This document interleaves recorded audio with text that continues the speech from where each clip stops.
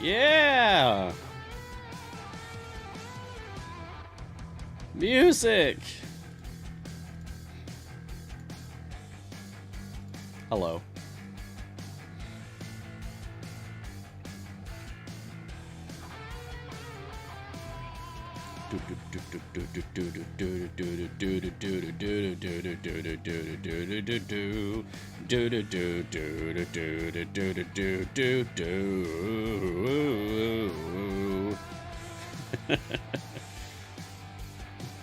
Hello, everyone. Good morning. Good time zone. It's the first of the month. So I will say, as is my family tradition, rabbit, rabbit. I wish good fortune upon us all this month. For yours and mine. So hello, J-Dog. Hello for Larry. Hello, Star Chaser. Hello, Garth Mindfeather. Hello, Foolish Genius. Hello, Monastic Coffee. Hello, Xanth Fan. Hello, Camro. Hello, Zosuke Boy. Hello, Reds Fan. If I say it a third time, does Yorvin appear? That's good stuff. Yorvin. Hello, Killmaw.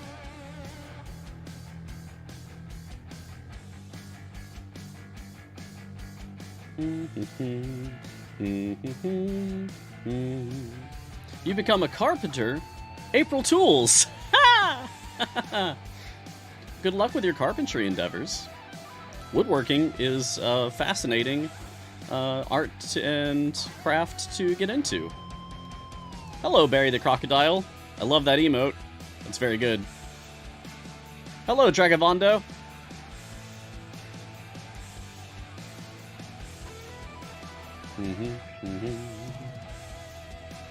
I hope you all are doing well. I hope everyone got some good rest. I had a terrible night of sleeping. Just awful. I mean, I had bad dreams. My eyes hurt. I woke up in the middle of the night in pain multiple times. I am not doing great right now. But I'm good enough to do a show. I'm thankful that I'm not doing 6 hours of show today. Hello, Scythe2. Hello, Sobe Snake.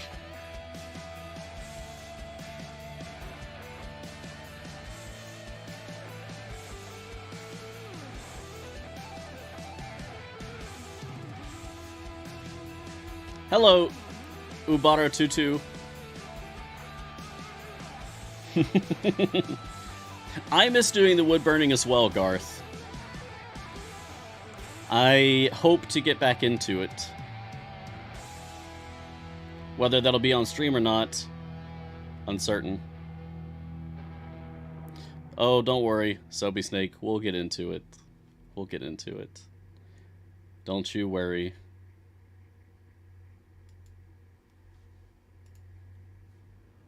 Here's a man who puts Big V to shame. His hands are magic. Idle champions his game. He's got a cup of tea for wetting his whistle. And his advice is on point like magic missile. Hey Mars, we've got questions for you. Hey Mars, we need your guidance too. From your guiding hand. Do do do do do do do do do do do do do. Look sharp. There you go.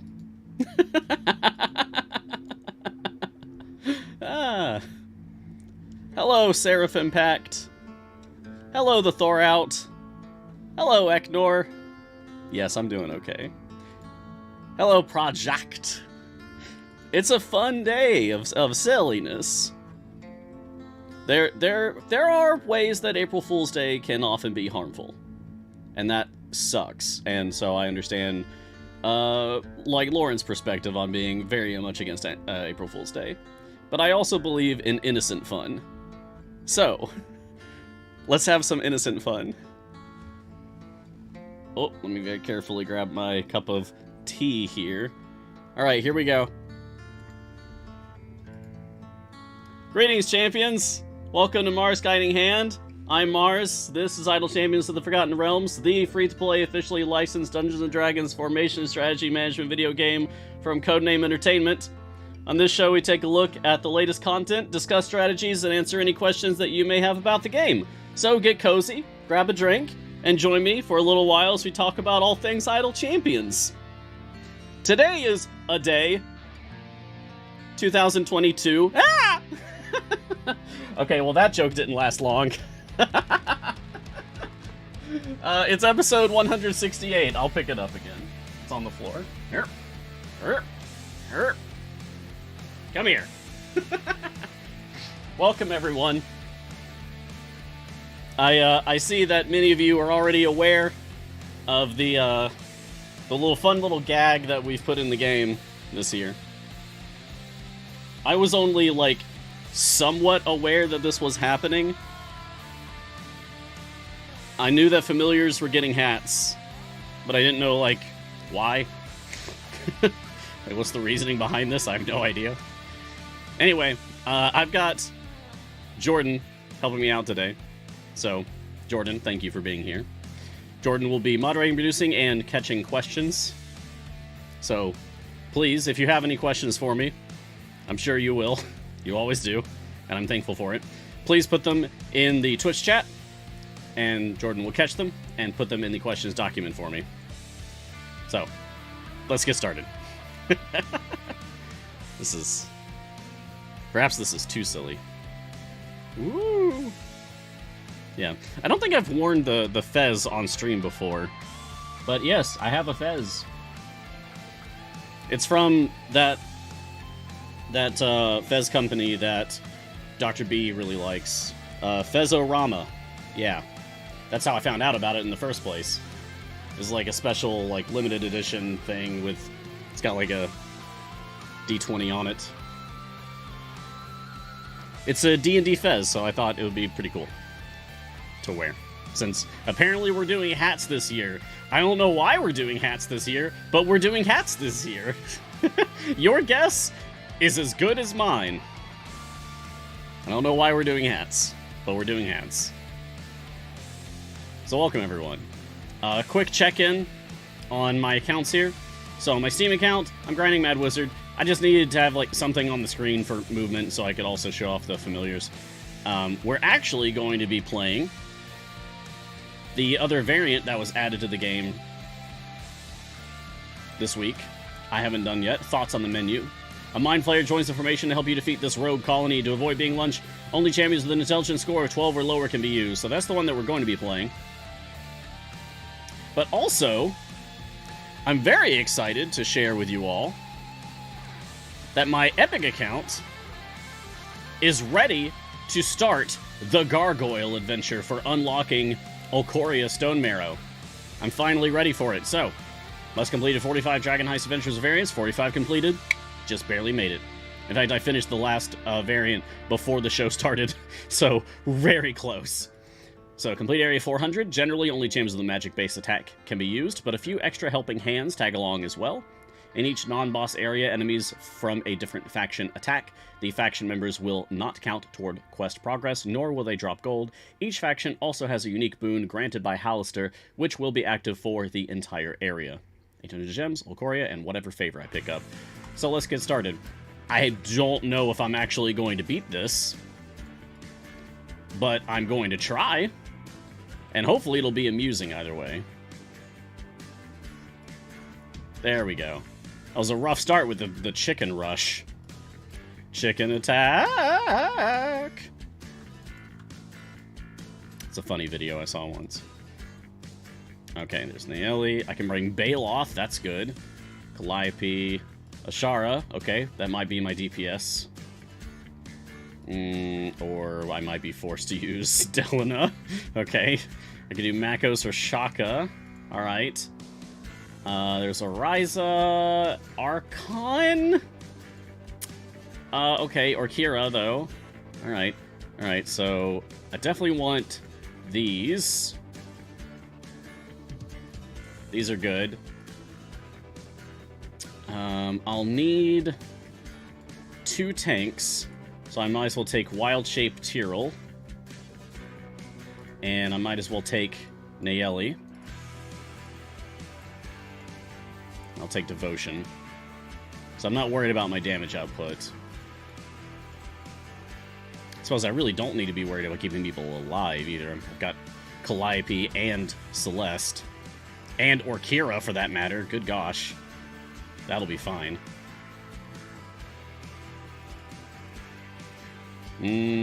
I'll take Life Domain just so it's easier for me to move Celeste around as I need to. Oh yeah, and Baloth will also help to keep people alive once every 60 seconds. Okay. This is good so far. Let's go Ashara. You know, I might be able to actually work Frida DPS for this.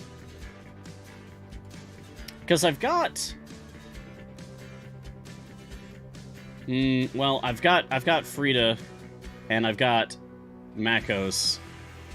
I also have Shaka, but Shaka swaps with Makos, so that doesn't feel like enough tieflings, really. What if I go Oriza DPS? What if I just go triple DPS?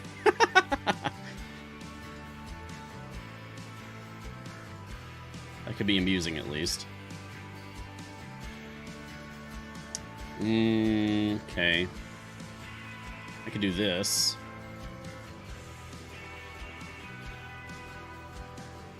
Actually, Oriza, do you need to be positional for your buffs?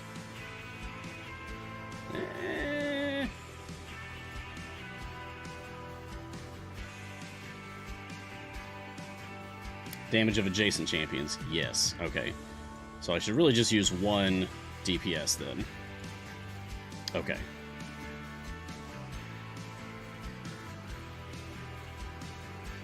I'll take Potpourri. Yeah, we'll just go with Shara DPS, because I know that it's good, and I already understand it. Alright, and... Archon gives a little gold, so that's fine. Sure. Okay, good enough. This will be fine. Let's switch our attention back over to my Steam account. Alright, and let's go ahead and end this so we can start that other variant that we haven't done yet.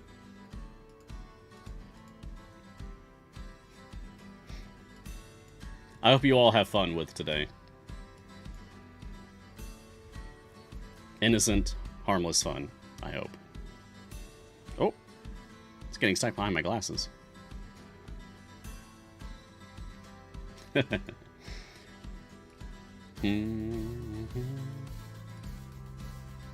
we go. Underdark. Thoughts on the menu. This is the one that I'm playing. So this is the last of the new content that was added this week that I haven't done yet. Blade Area 425. Mind Flayer joins information to help you defeat the rogue colony. To avoid being lunch, only champions with an intelligence score of 12 or lower can be used. And I would like to add an additional restriction if I can make it work. Only champions with headgear.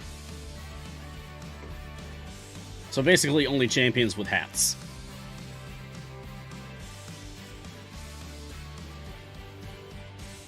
No. No. No. No. No. No. No. Maybe. No, stop it. No. No. No. Stop. No. Familiars. You're overzealous. Wait. Alright, now, hats. Brunor has a hat.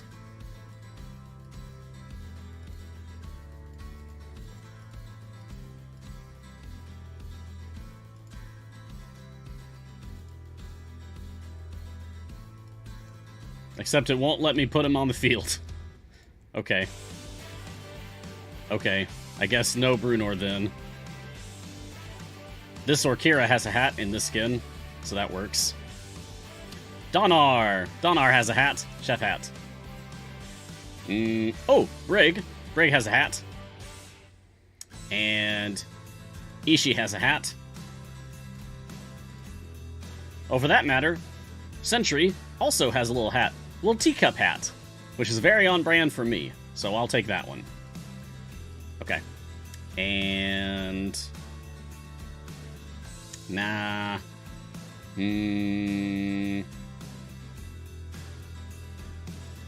Hey, Kroll. Do you have a skin that has a hat? You do! Pirate Chef Kroll. Yeah! Okay. Freely! That's a hat. It's a very loose definition of hat for some of these, I know, but... Still fun. Do you guys have hats? That one has a hat. Dritz, you already have a hooded cloak on, so that's basically a hat. If it counts as a hat for Akira, then it counts as a hat for you. Okay. That's plenty of hats. Warden also has a hat there. Oh, Azaka has a hat. Yeah, we should bring in Azaka, actually. I like that hat more. That's fun. And Briv has a hat there. Okay, everybody on the bench has a hat. Everybody in the formation has a hat. Except for the Mind Flayer. But that's okay. The Mind Flayer can be hatless if they want. Now let's move some people around.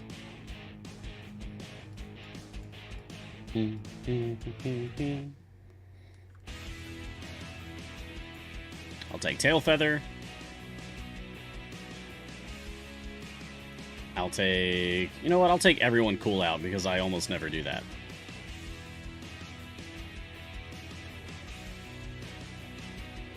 Take Cream of the Crop. And this way, Brig is getting hype for everyone.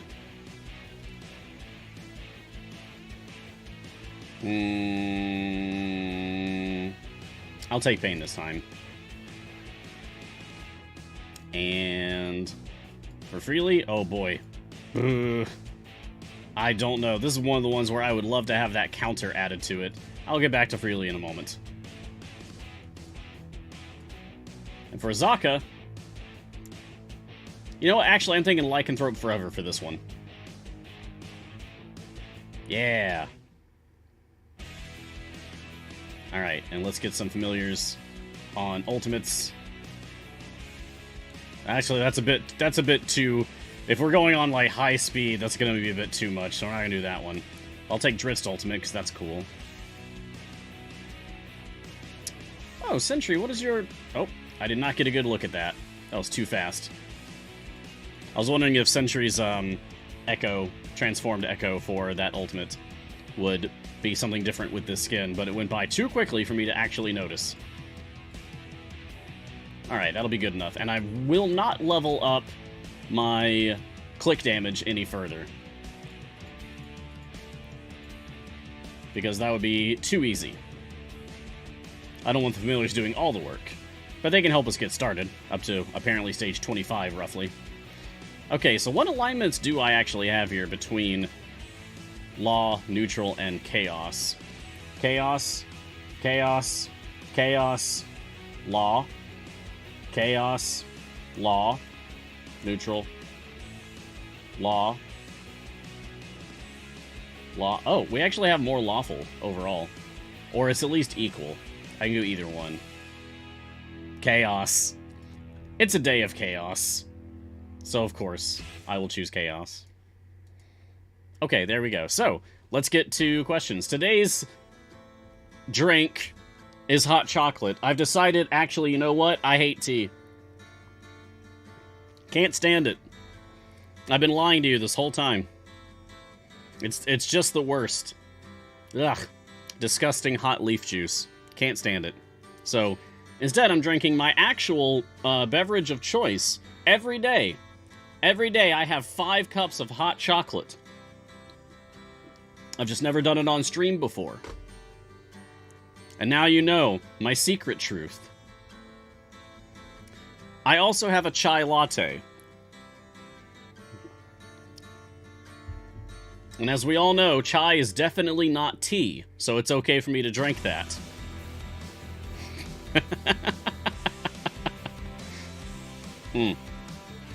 Alright. So, getting started with the questions. Soapy Snake, question, what's up with all familiars having hats? I have no idea. I know it's because of today's date.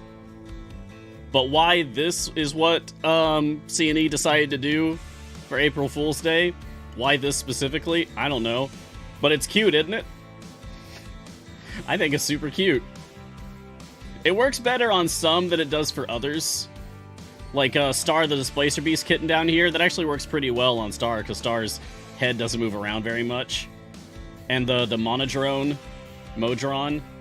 little cutie robot, that works out pretty well. Others, like the Abyssal Chicken, doesn't really work. Ricochet, the crocodile hatchling, he's kind of like hovering in and out of the hat. And that's fun. I like that, actually. That's nice.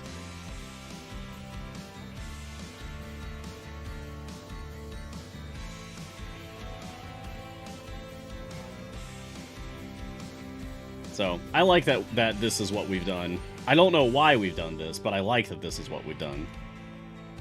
Enjoy, everyone, your day of hatted adventures, I suppose.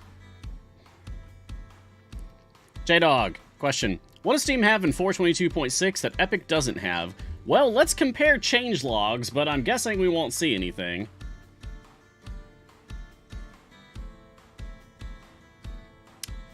Don't see anything there. Compared to Epic, don't see anything there. So, I'm gonna be real with you. I don't know. I don't know.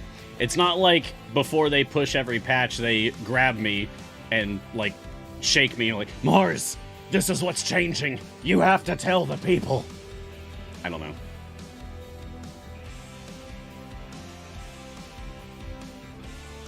Maybe I'll find out later today, after people are actually in the office.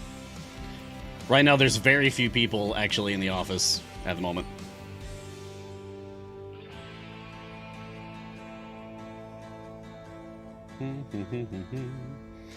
Scythe 2. Question. I was lucky enough to win the 42 chest raffle on the Idle Insight stream yesterday. Hey, congratulations, Scythe! I need some advice on which chest to get. Can I get a selection of champion-specific chests to level up my event champions, such as Tatiana? Or do the chests all have to be identical? Yeah, it has to be just one type. And that's because it's a bit of a pain to actually go into someone's account and add different types of chests. And, like, I think once upon a time there was somebody who asked for, like, one of 42 different things. And that was a huge pain. So, we just do 42 of one type.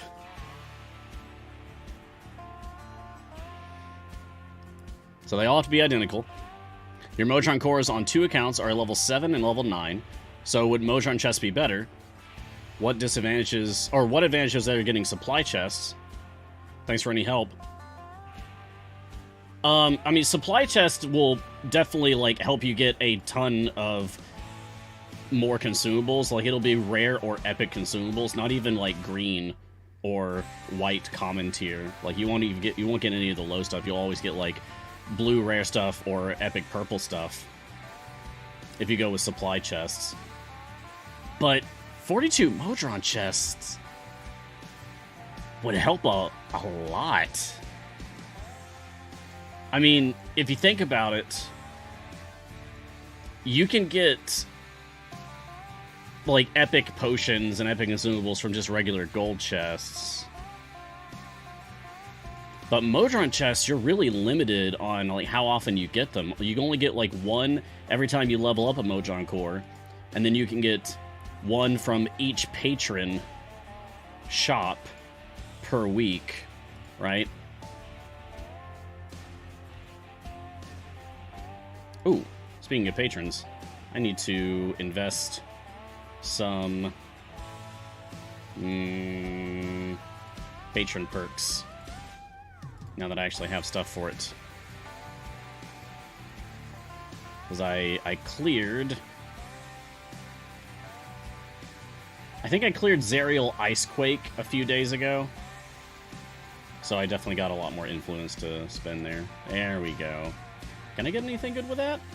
Ooh! I can get that 80% pilfer for Krull. Yeah, so I think if I were you, and I was... my Modron cores are doing great at this point, but if I were you, I think I probably would go for the Modron chest, just because it takes so long to get them in the first place. Like 42 Modron chests, that's like 10.5 weeks worth of optimal patron shopping for Modron chests, right? That'd save a lot of time.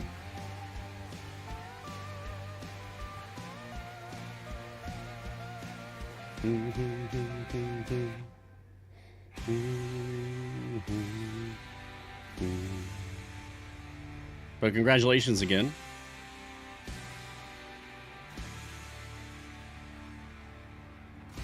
It's Cuban B. How do the drops work? The drops? Do you mean like the stuff that you get from bosses?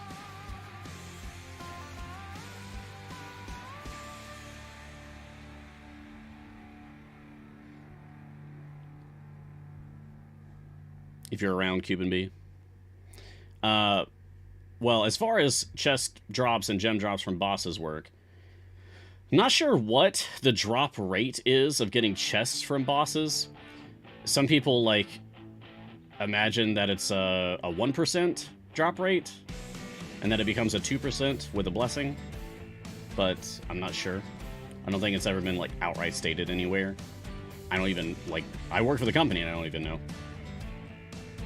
Gems, I think you get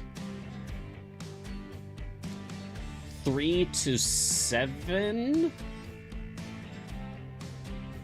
Or is it 3 to 8 or 9?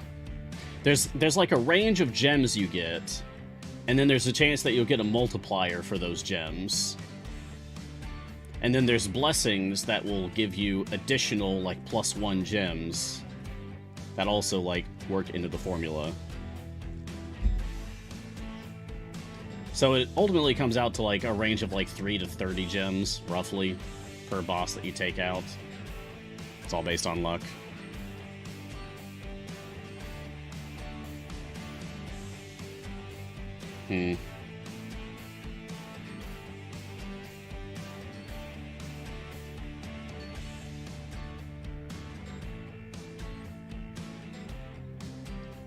Okay, yeah. I'm taking the hat down to stop the silliness and go into serious mode. Hey, y'all. Don't joke about illnesses and disorders in chat. Don't. At the very least, it's upsetting to me. It's going to be upsetting to more people, but it's also upsetting to me. I have a history of illnesses, and I struggle with some mental health stuff. I've had family members that have also struggled with these things, and have even, you know, not made it. So, don't. Alright, let's get back to fun stuff.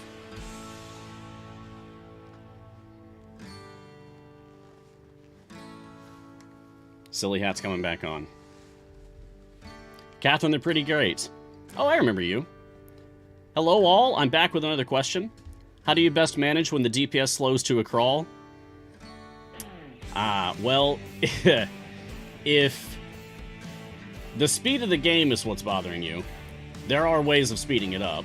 Exclamation mark speed, or exclamation mark how fast. I put in an alias so that it also comes up with that now.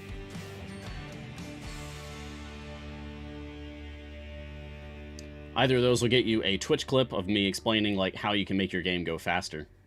But if what you mean is how do you deal with the game once the acceleration of your damage increases, starts to fall off, maybe because you're just not getting as much gold anymore, so you just can't like afford as many increases for things.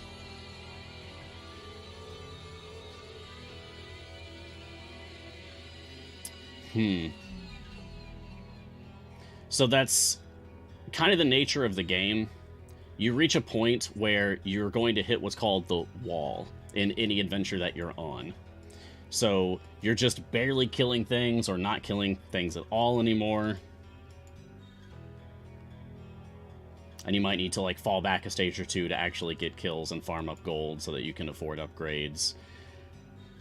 But if you're at your wall for like more than an hour, then at that point you just need to reset the adventure, complete the adventure, end it, get out of there. You'll gain favor for the work that you've done already, and then you can go back in and go even further than you did the last time, because with more favor you'll have more gold find, and with more gold find you'll be able to afford more upgrades.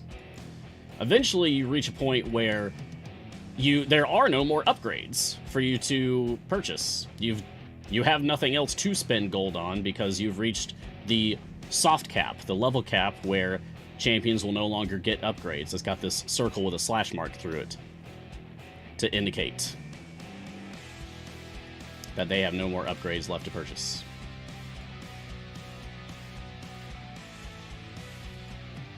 At that point, there are other things that you can do in your game. By the time that you've reached the level cap, you should have access to a few different things. Because it takes a little bit of work to actually get up to the point where you're consistently reaching level cap for your champions in any given adventure. So hopefully, by then, you'll also have access to one or more patrons, as well as Modron stuff,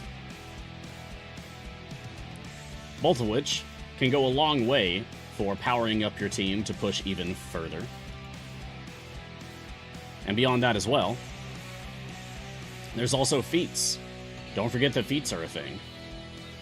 Some feats you get from gold chests, some feats you get for spending gems. All feats are useful, some more useful than others, granted. I'm very excited about the 80% Plague Pilfer that I just picked up for Kroll. That's very nice. I'll be using that for Azaka farming for sure. Hopefully that'll be able to help me get this final gold achievement that's eluded me for months. One day I'll get there. It's taken me years to get this far. I'm sure I'll be playing this game for years to come.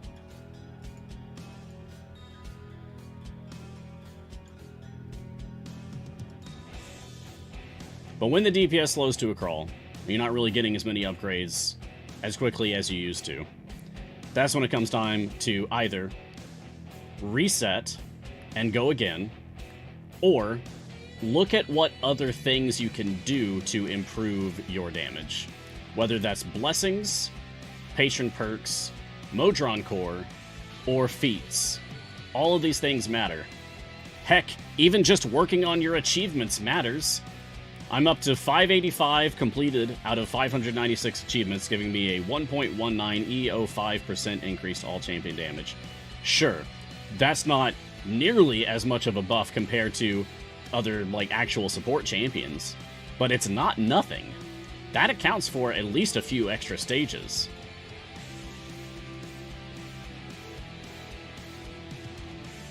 So there's definitely things that you can do, Catherine. Good luck. And good to see you again. Sylphid Echo. So, I'm doing the Mert variant of Premature Betrayal. I have it set to reset at 180, since that was my wall for a few pushes. It is not resetting. Does the Modron only reset free plays? I believe so. I believe so, yes.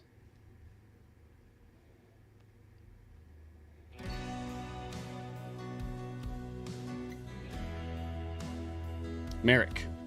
Question, my game is claiming we have time gates today. April Fool's Day. What can we believe? Okay, no. We actually do have time gates today. 3 hours, 28 minutes. That's actually happening. That's real. I know on a day like today, it's difficult to discern what's real, what's not. That one's real. We are actually getting time gates. We've had a lot of, like, back-to-back events, so we need to do this back-to-back. We had Time Gate weekend last weekend, we're doing a Time Gate weekend this weekend, and then we'll be back on the regular schedule next week.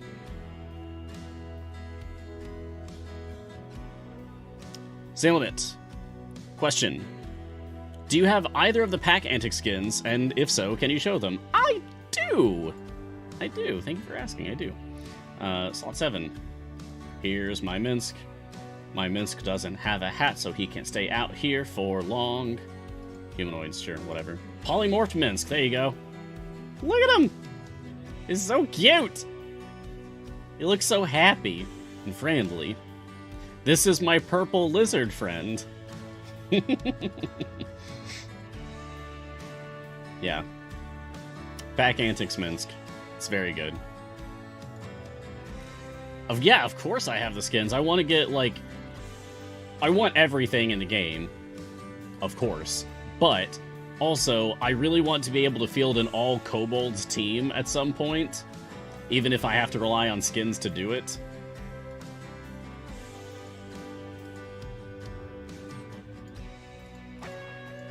Oh, it's not the right one. There we go. Yorvin. Yeah! There you are. Polymorph Yorvin. Although it's actually Deacon Cast seeming. But they seem to be polymorphed, right? So, there you go. Still works. It's weird, too, because it almost feels like to me that the Pack Antic skin for Yorvin is, like, normal. Like, if I didn't know that skins were a thing in this game, and someone showed me Yorvin, and their Yorvin looked like this, I would just think, oh, yeah, yeah, that's what Yorvin looks like.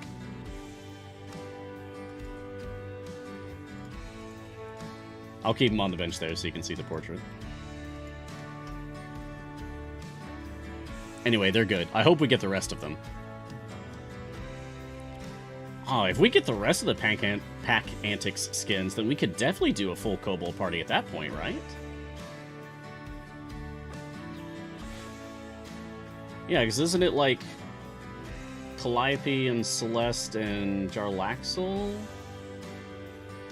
Is there anyone else? Or is it just those 5? There's already an actual Kobold in slot 4, Ishii, so even if Jarlaxle gets a skin, I probably wouldn't use it. I'd probably just use Ishii there. But Celeste, yeah, we don't have a Kobold here, so that works out.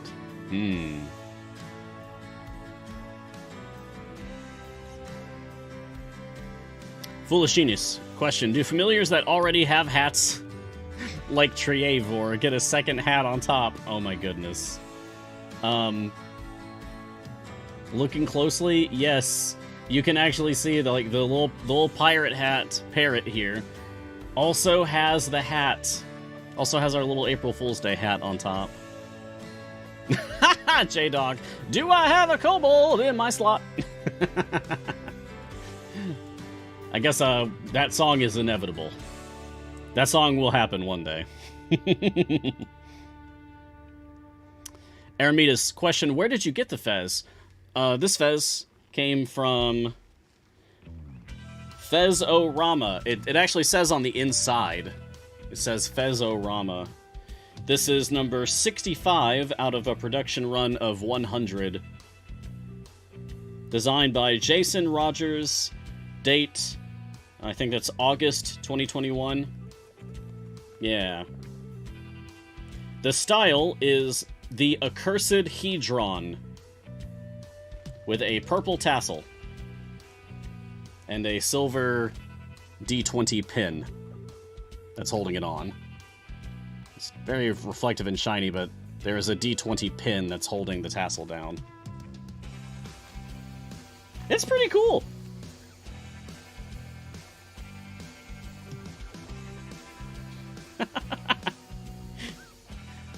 I wasn't sure how I would wear it with my headset, but I decided to go for the absolute silliest look, which is to already be wearing my hat and headset combo that I usually do, and then also put a fez on top. Because isn't that the point? That we're doing silly things? So, I went with the silliest option, of course. Spydar71. Question, is there a tiefling in slot 8? One that would be a better replacement for Human, so that I can have 5 tieflings in my party. Is there a tiefling for slot 8? No, there is not. Not yet, at least. Maybe we will get one in the future. I am very interested in switching over to being a Frida DPS main. And if I can get to a point where I can go, oops, all tieflings, I think that would be super cool. And if not outright tieflings, then at least characters that have some connection to Frida. Brimstone Angels and all that. But so far, no. No tiefling in slot 8. Aramedas question, what's a good tank for the Cramped Quarters variant? Ooh, remind me what the rules are for Cramped Quarters, please. Because with several hundred variants in the game, it's impossible for me to remember the exact rules for every individual one.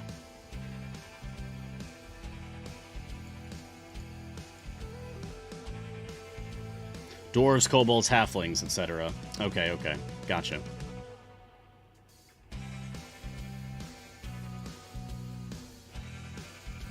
Shore folk plus dwarves. Okay.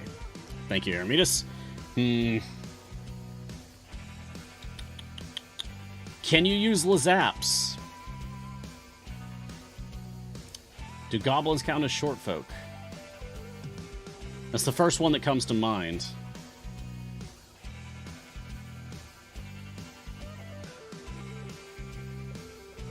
Yes, they do. Excellent. Yeah, give Lazaps a shot. There we go, Lazaps. This might be your only option available, but at least you have an option for a tank there, as opposed to not.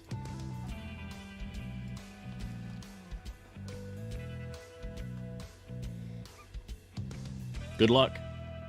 Notice 66. What can familiars do besides clicking automatically? Well, directly, that is what they do. Period. Familiars click on things. That being said, familiars do a few other things. See, familiars that are on the field have additional features. And it'll actually tell you, like, when you hover over the quick placement for it by holding F, it'll tell you. With 3 or more familiars, gold will be instantly collected.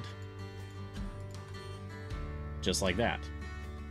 With 5 familiars or more, boss sacks will be picked up right away. So like when you defeat a boss and it drops a bag, the familiars will open up the bag and pick up the stuff that's in the bag.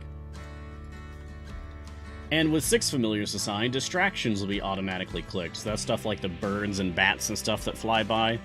They will click on those for you.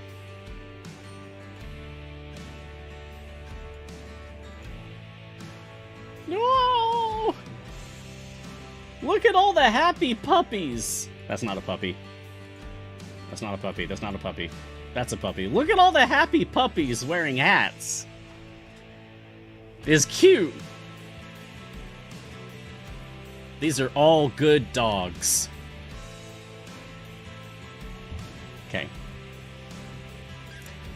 Familiars also do other things, like make you happy, for example. They make me smile because they're adorable. Especially wearing the little hats. So cute. Reds fan, do you have a favorite champion in Idle Champions? My favorite champion is always changing. because I tend to get super excited about whoever's the newest character being added to the game, because I see every champion being added to the game as like potential for the game to change in some way. I'm always interested to see, like, even if something at the surface doesn't seem like it's going to make a big difference, someone else smarter than me in the community might find some kind of like cool synergy for that character with another character, or some cool strategy that you can only do using a certain combination of characters that involves that new character. Things like that.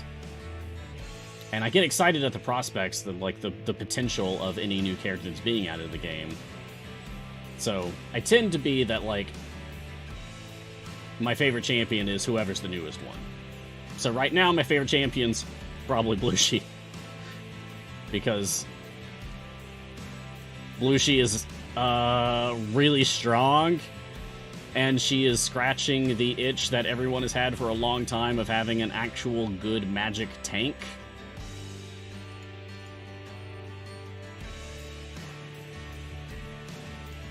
Although she's been out for a little over a week now, so the feeling is beginning to wane, I'll admit, in favor of others. I'm getting excited again about Frida DPS. Because I know that Mehen specialization's got to be just around the corner, right? There's no way they're going to, like, make that take a year before that comes out. No way. It's got to be so close. So I'm looking forward to that. Frida's always been one of my favorite characters, so she often, like, finds her way going back to the top of the chart. I also still really like Tatiana right now.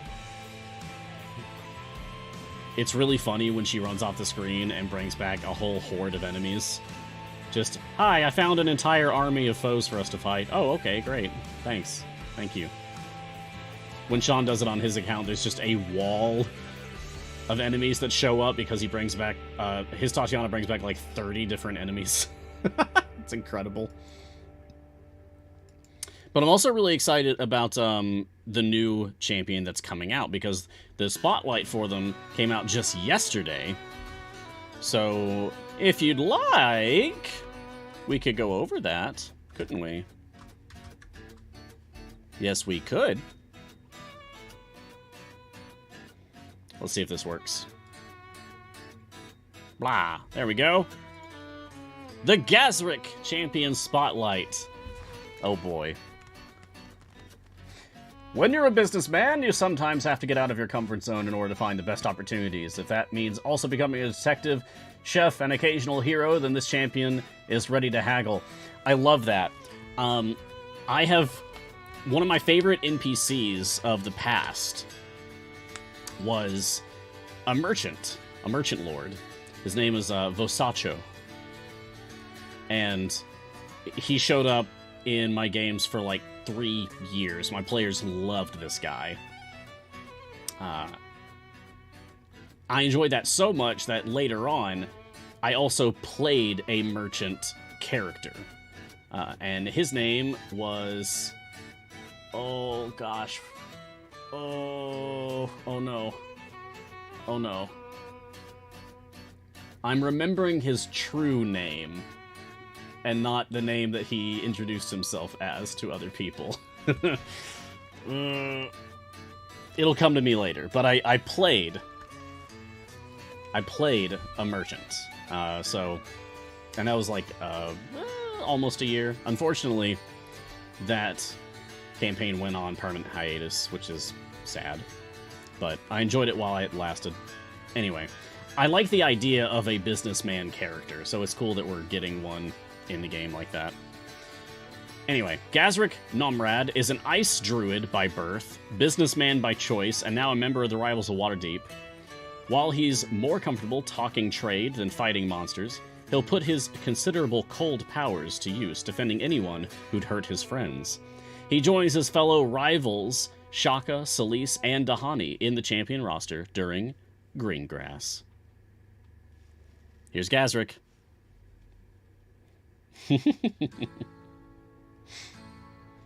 So this says, Gazric is a member of the Rivals Waterdeep and a support and gold find champion. Gazric thrives in snowy environments and uses his cold-based attacks to slow and stun enemies. His attacks also reduce how much damage you need to deal to damage armor-based enemies. Hailing from the bitter cold of Icewind Dale, Gazric is at home in the snow, but he was happy to be done with the cold as a traveling merchant, and he headed for the warmer climates of Waterdeep. There he fell into the company of the rivals, joining them on adventures, despite his insistence that he is just a simple entrepreneur. He may not think of himself as a hero, but he's done plenty of heroic deeds. So, swaps with Minsk, slot 7. Is a rock gnome, male, druid, from the rivals of Waterdeep, neutral good, he, him pronouns. 130 years of age. Strength 8, Dex 10, Con 13, Intelligence 16, Wisdom 20, Charisma 14. Okay. So yeah, works for Mert, works for Strahd, that's it. If he had feats to also be eligible for the others, then they would have been mentioned here. So, half patrons. Would have liked more, but 2 is better than 1, and certainly better than none. Look at the key art, though. Look at that key art where he's going. Let's see, can I replicate this? Can I replicate this?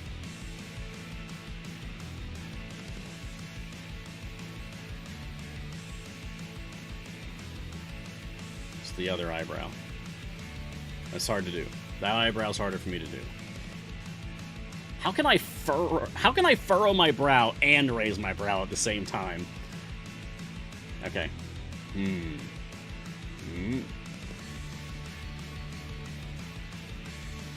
I can't do it. I can't do it. Anyway, it's a cool look. I like that key art. It's intimidating. Yeah. If you want to read about all of his game mechanics, base attack, formation abilities, specializations, ultimate, even his equipment, you can do that right now by reading the information in the blog post. I'm going to save myself for when he's actually in the game for Greengrass, though. I'm going to wait. I'm going to wait for that.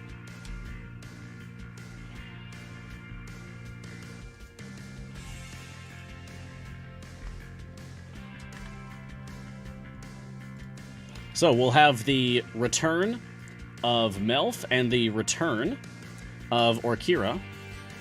And we'll also have the debut of Gazric next week for Greengrass Year 5. Hope you're all looking forward to it. I certainly am.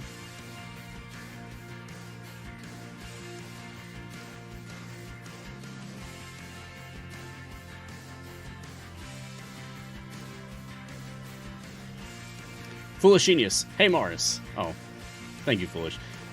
Foolish says, thank you for being a delight and bringing us all joy. P.S. Not a joke. Thank you. I appreciate that. On a day like today, when we're not sure about the sincerity of anyone's words, I appreciate that you made it a point to say, P.S. Not a joke. Thank you.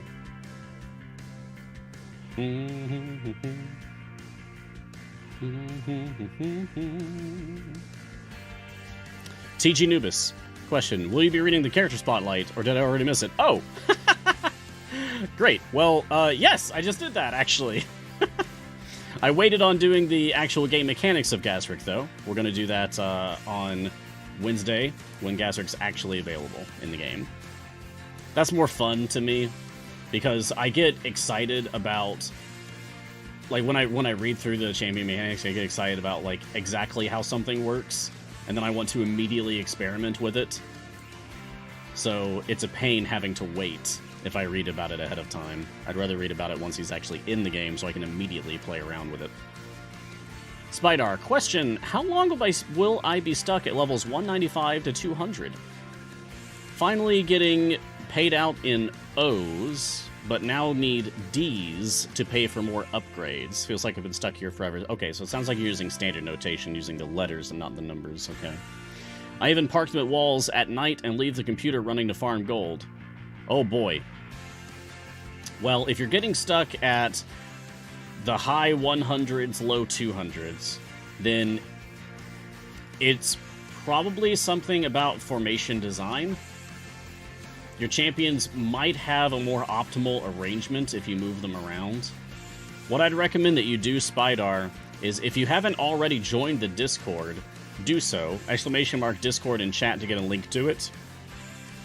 Otherwise, you can just put it in your browser as discord.gg/idlechampions.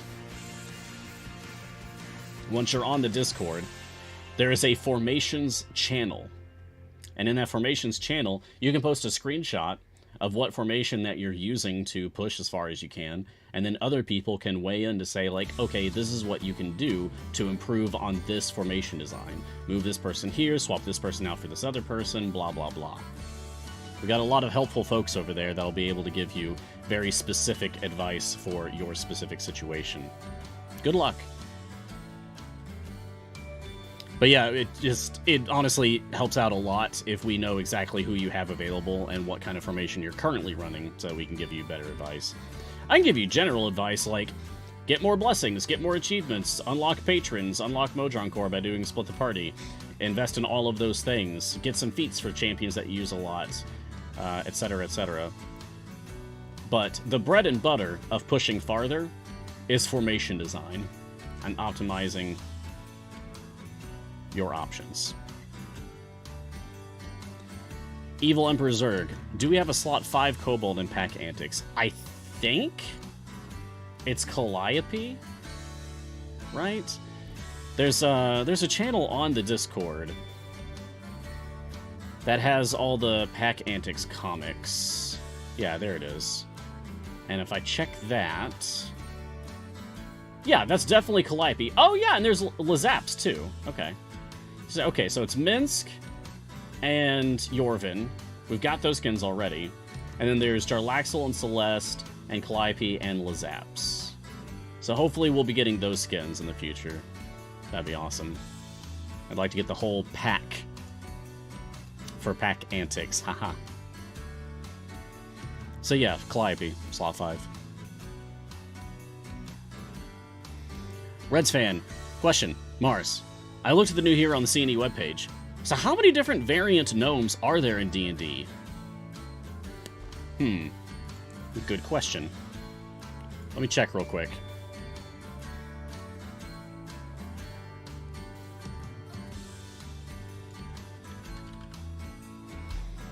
Alright, so there's deep gnomes, which are also called Sverfneblin. They're kind of... They're the same. Deep gnomes and Sverfneblins are the same. And then there's forest gnomes and rock gnomes. And then from the Eberron book, there's the Mark of Scribing gnome, apparently. But that's not Forgotten Realms. That's Eberron.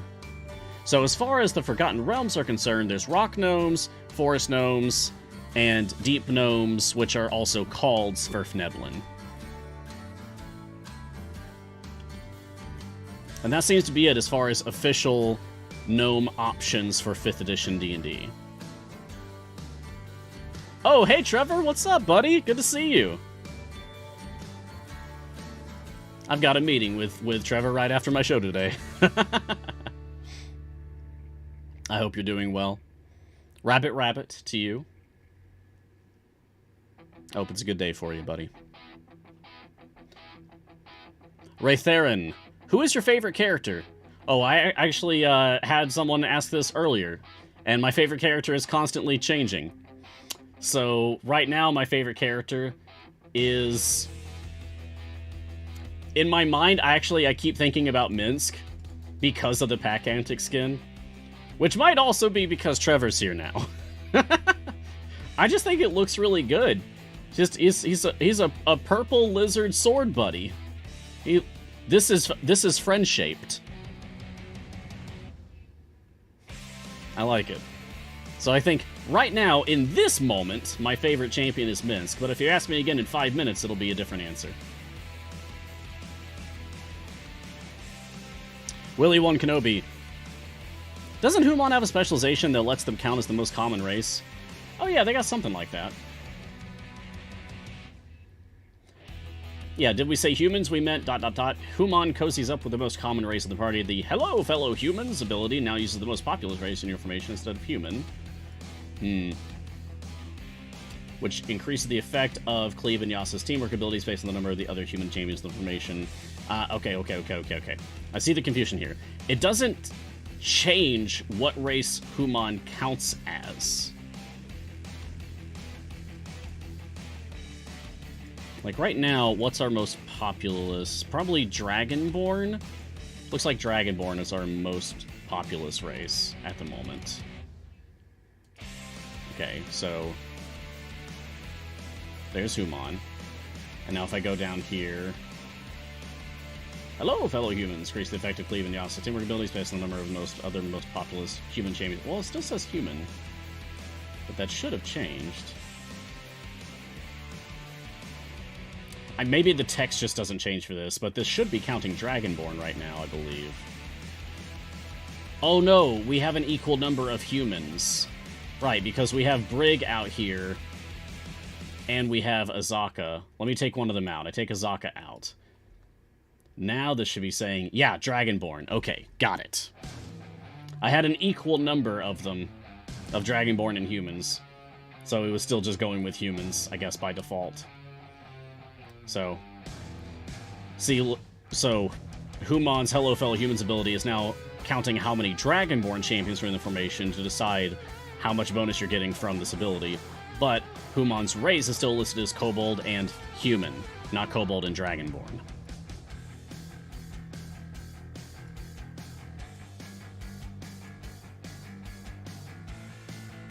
Wait, who did I have out here? Oh, Krull. And Azaka. There we go. Okay. A fallen angel question. What's with all the hats? Your guess is as good as mine. I don't know. I wish I did. I don't. It's a silly idea, and they did it, but I don't know what the reasoning was behind doing it. I know it's for April Fool's Day, but I don't know why. If they say why anywhere, somebody let me know. Because I really don't. Yeah, just general chaos? Because hats are fun, and that's the only reasoning that we needed? I guess. I like it. Smugglebeera, question. How do debuffs that... I think we're missing a letter here. How do debuffs that help to do additional damage, like Freely and Strix, interact with armored foes? Oh, well, you still do additional damage. You just do more damage to the armored foe like you would to anyone else. And then the game will check if the damage that you just did was enough to knock off a chunk of that enemy's armor. And if it is enough, good. It'll knock off a chunk of the enemy's armor. So there's no, like, more special interaction there. Your damage just is higher, as it would be for any other enemy. Foolish Genius. Question, are you allowed to talk about the champion spotlight or lore and attack? No, I'm it's fine. It's public information. It would be really bizarre if there was something that was public information about the game that I'm not allowed to talk about. Like, why would I not be allowed to talk about a champion spotlight that we just released? If that was still, like, private and we were holding it close to our chest, then absolutely, but it's out there. You can go read it yourself. So there shouldn't be a problem there. Shiny thing, is there a mistake in the spotlight? Why does he defend people who hurt his friends? Oh wait, does it really say that?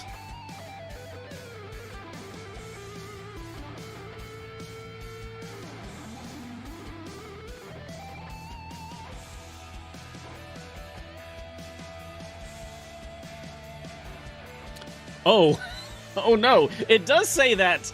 It actually does. Hey Trevor, since you're here, the Gazric Champion Spotlight. Here, I'll put it up on screen. Definitely, I think used the wrong word for something here. While he's more comfortable talking trade than fighting monsters, He'll put his considerable cold powers to use, defending anyone who'd hurt his friends. So it's like he wants people to hurt his friends. Oh no! That's terrible. Surely that's just a typo. That can't be right. Oh, I took the hat off. I didn't mean to do that. There we go. Take that away. That can't be right.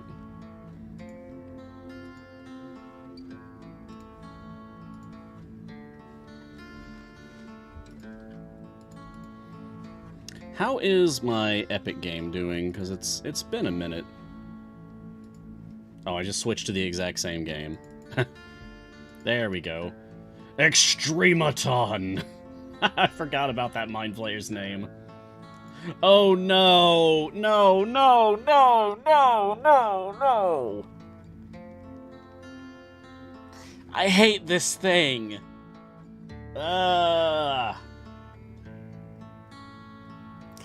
Good old Neothalid. I forgot that we fought this on this particular adventure. Ugh. No, kill it.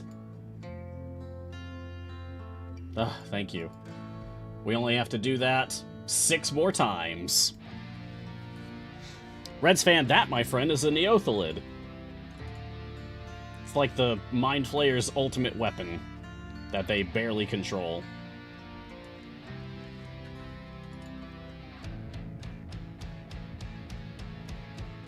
Okay, get some more levels on people so I don't have to worry about them for a while. Exotic, I guess. Doesn't really matter. Because I'm not actually trying to set up a Shara DPS here. I mean, I was. But she's really just getting stuff out of that first bond and not the second.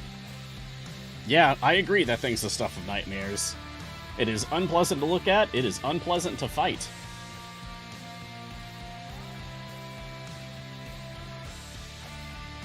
Alright. Connellan, what are the synergy abilities of the other Rivals members again? Okay, so it'd be Dahani, Celise, and Shaka, right? Okay, so let's grab Dahani. We'll go ahead and level her up. And we'll see if she's got any specific affiliation abilities or synergy mentioned anywhere. Friendly Rivalry. Dahani's damage is increased by 100% for each rival of Waterdeep in the formation, stacking multiplicatively. So that's good. Dahani is covered. She does have a thing for that. And we also need... Oh, I can't check Shaka here. But I could go somewhere else. I could go over to this Mad Wizard free play.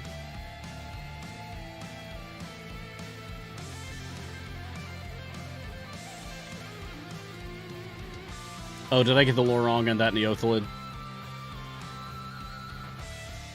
I must have been thinking of something else.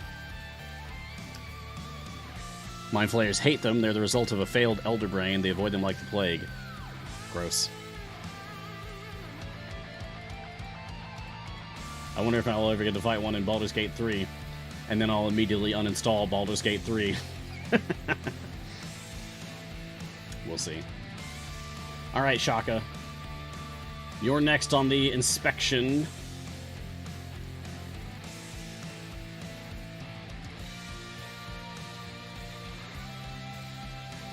Okay, and now let's go through. Ah, Celestial Puzzle. The total effect is buffed by 20% for each other Rivals of Waterdeep champion in the formation. Nice. So Shaka's main buff, Celestial Puzzle, is improved based on how many members of the Rivals of Waterdeep that you have in the formation. Very cool. Alright, and lastly, Celise.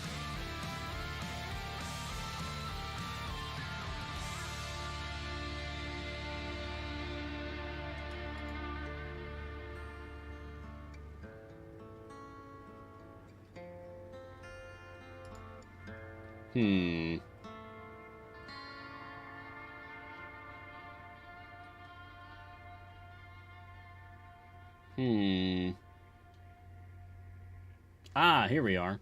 Protect the party. Increases the health of all champions by 25% of Selesa's max health. This is increased by 5% for each other Rivals of Waterdeep champion in the formation.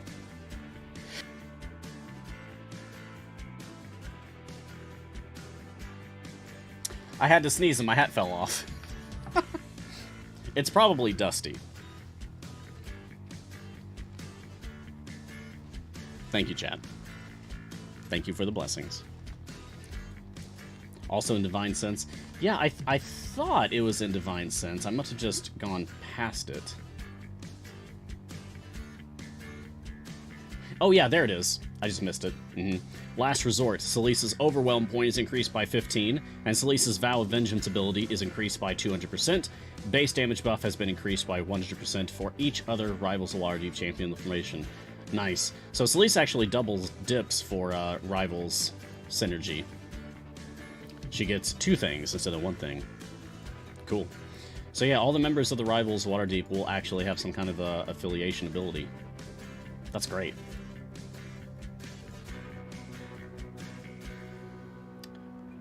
Not all affiliations can say the same.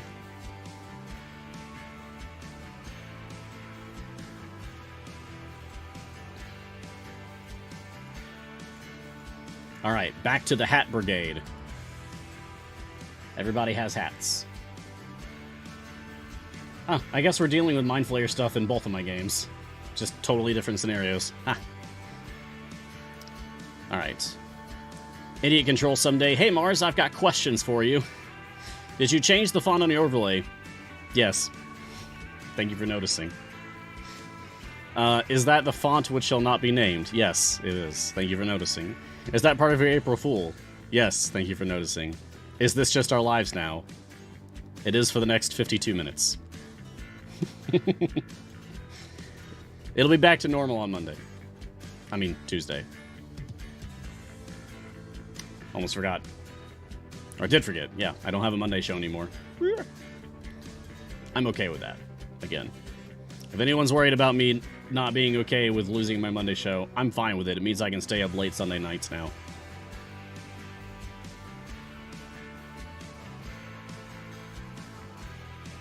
Lettieth, question.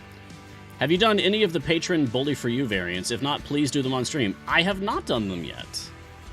Okay. An actual, like, formal request for doing a specific variant on stream? Sure.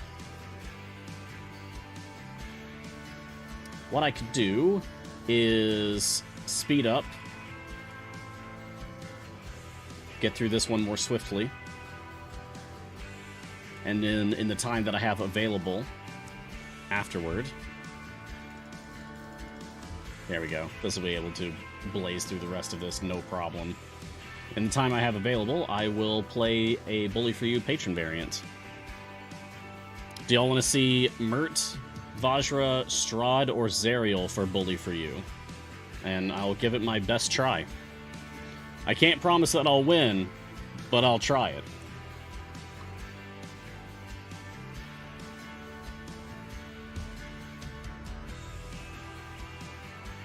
Yeah, we could vote on it. Jordan, would you mind putting together a poll, please? I would appreciate that. Let's do a poll for which patron version of the Bully For You variant should Mars do? And the options will be these: Mert, Vajra, Strahd, and Zariel.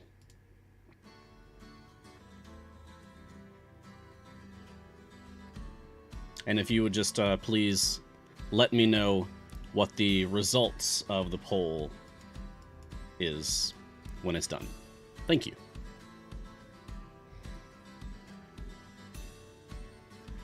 Meanwhile, Foolish Genius question: has the bug fix for Undergeared come out yet? I don't know. I haven't heard anything about it.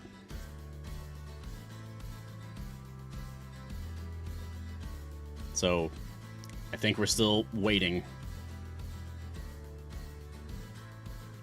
Camero, question: is there a trick to doing the patient challenge to kill 5,000 bosses? I don't feel like running a free play to area 25,000! Yeah, no problem. You can just fight the same boss at the same stage.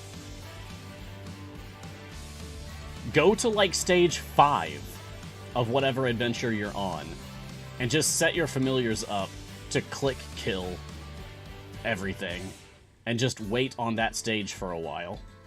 Then you'll get it. It doesn't have to be, like, unique bosses. It can be the same boss over and over and over and over and over and over and over and over and over. I like to do that one on one of the Mad Wizard stages, where there's fast spawning enemies from, like, portals or whatever. There are boss stages that have the fast spawn effect on Mad Wizard, so you can use that to really just chew through your boss count. Jamie Unyielding question. Greetings, friend Mars, and a fine Jester's Day to both you and the chat. My question to you this day regards the use of Warforged as more typical robot automation types, or automaton types, outside of the Eberron setting. Would you be for or against, and what sorts of such characters have you used in the past? Thank you once again, as always, for your time and consideration. Jamie, I realize what you're doing. That was very funny, thank you. Alright. So, the use of Warforged outside of the Eberron setting. Would I be for or against? And what sort of characters have I used in the past? I am absolutely in favor of using Warforged outside of the Eberron setting. Flavor changes might be needed to, like, make it make sense. Changing the background of the race, or, like, how they function, or what they're made of, or something like that. But just the general idea of having some kind of robotic or construct or automaton race for people to play as is cool. Have I ever played such a character? I don't think I have. Although, weirdly, thinking about that caused me to remember the name of my merchant character that I played. His name was Theodore Janja. Or Jolly Teo to his friends.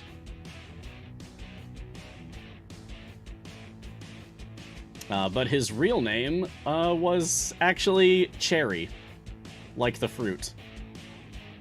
And he was actually a changeling who just took the form of a renowned merchant who had perished in adventures.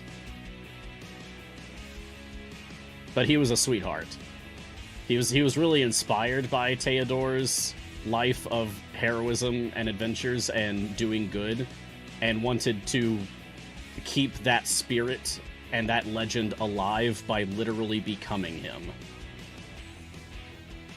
So it was like a changeling doppelganger situation, but with the best of intentions. Unfortunately, the story did not progress far enough for us to make the big reveal. So all my friends only know him as Jolly Teo. But I don't think I've ever actually played a Warforged automaton type of character.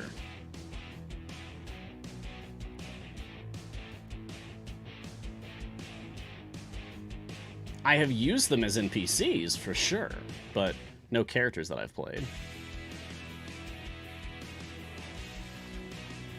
Oh my goodness. This is fantastic. Wah! This thing keeps falling off. Okay, so adding to the theme of absolute chaos today, apparently, I've been informed, the Twitch poll listed Raj as an option, who is not a patron, but Raj won. And apparently this is because Jordan's cat hit a few keys on the keyboard while Jordan was typing. So that's fantastic. No, it's funny. It's really funny, Jordan. I love that. On a day like today, that's perfect, right? Oh, God. All right, everyone. Let's finish this one up, and then we'll go play Bully for You, Raj Edition.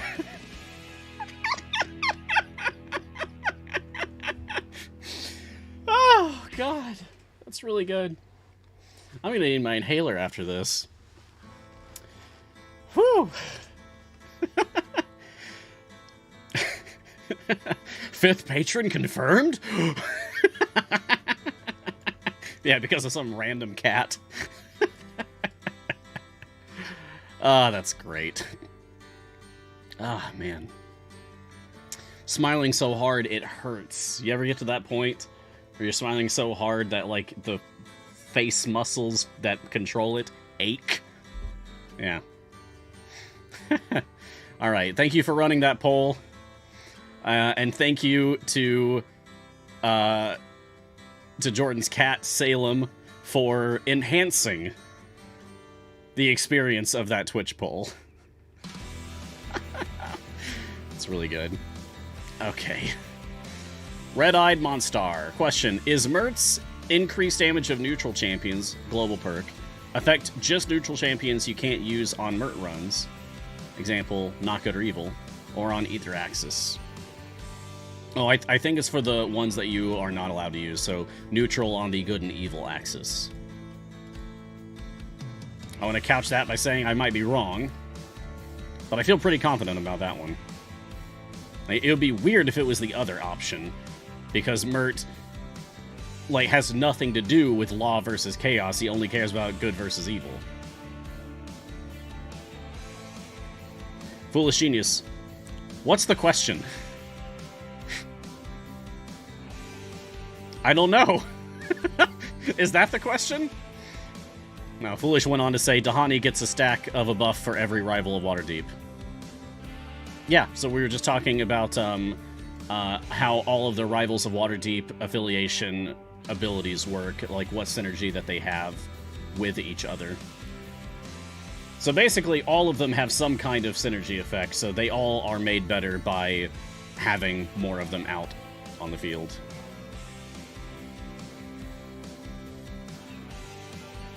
God, that was so funny. Good old Raj. You know, that's going to become some kind of a running gag now. I'm going to end up, like, occasionally referring to Strahd von Zarevich as Raj.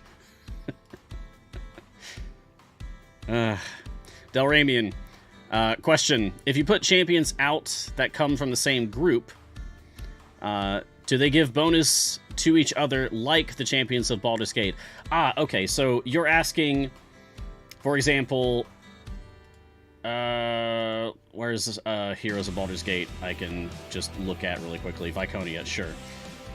So you're asking what other affiliations actually have some kind of synergy, some kind of bonus for using those members of the affiliation together. Well, there are many affiliations in the game, and thus there are several affiliation bonuses in the game. There's the Heroes of the Plains, which don't have an affiliation bonus in, like, the same sense as some other champions do, where, like, every member of the affiliation has some kind of thing that makes all of the other members better or something. But, Allendra, over here. Yeah. I can't use her right now, which is unfortunate. But Allendra is another member of the Heroes of the Plains. And her main ability, Portent, is enhanced when you are using the other members of the Heroes of the Plains. And it's enhanced in different ways. So, like, the more of them that you're using, Portent will be enhanced even more. So there's that. That was kind of like backstepping into an affiliation ability. effectively it works out because, like, you want... The intention is that you're supposed to use all the members of an affiliation together to get the most out of their affiliation abilities. So that still works out the same result as just having all of it on Allendra versus having a little bit of it sprinkled here and there for all the other champions in the affiliation. Anyway, there are more. There's also the Dark Order. The Dark Order has some bonus, like Krull over here has Archon's Army. Krull increases the damage of all evil champions in the formation, reduced for each good champion formation. And then the Master's Call. Krull increases the damage of Archon the Cruel, specifically. Another member of the Dark Order, the leader of the Dark Order. Reduced by 75% multiplicatively for each slot away from Krull greater than 1. But that's not as exciting as affiliation abilities on other champions. An affiliation group that I really like is the Heroes of Erois! And yes, I will always say it like that. It's fun to do.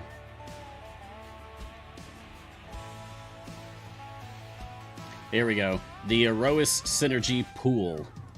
So Ayla contributes to the Erois Synergy Pool as follows. 100% per electrified enemy on the screen to a maximum of 10,000%. Electrified enemies then take additional damage equal to 25% of total Erois Synergy Pool.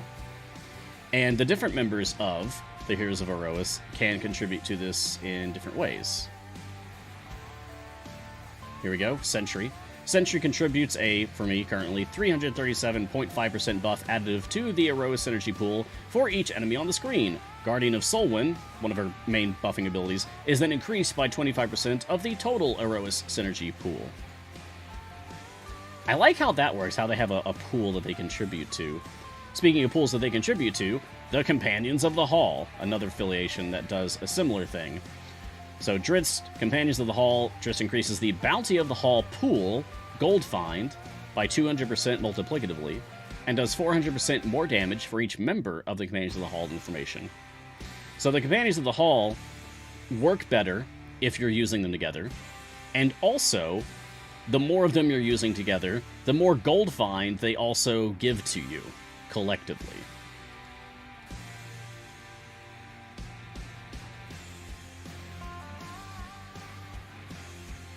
So, there are many different affiliations in the game with different ways of manifesting affiliation abilities. Some I enjoy more than others. Like, the Dark Order is kind of disappointing, but the Erois Synergy stuff, that's cool. I kind of like how the Heroes of the Plains just have all of their stuff on one champion, Allendra. Like, she's the one that keeps them all together. Makes them all actually work as a team.